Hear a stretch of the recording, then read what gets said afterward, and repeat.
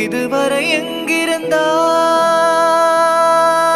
எங்கிருந்தாய் இதயமும் உன்னை கேட்கிறது பெண்ணே எங்கே மறைந்திருந்தாய் என்னுள் எப்படி நுழைந்து கொண்டாய்